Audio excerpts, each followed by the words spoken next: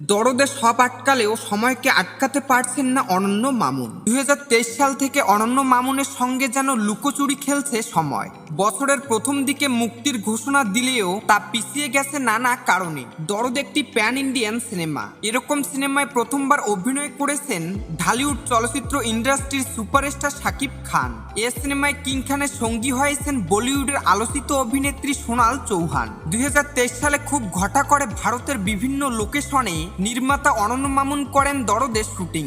তখনই নির্মাতা ঘোষণা দিয়েছিলেন 2024 সালের শুরুতে মুক্তি পাবে শাকিবের দরদ। 2024 সালের ভালোবাসা দিবস উপলক্ষে 2 ফেব্রুয়ারি বাংলাদেশ সহ বিশ্বের বিভিন্ন দেশে প্রায় 6টি ভাষায় একযোগে মুক্তি পাওয়ার কথা ছিল দরদ সিনেমার, কিন্তু তা পিছিয়ে যায়।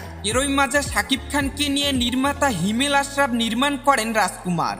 এরপর আসে তুফান। অপেক্ষা বাড়তে থাকে শাকিব ভক্তদের।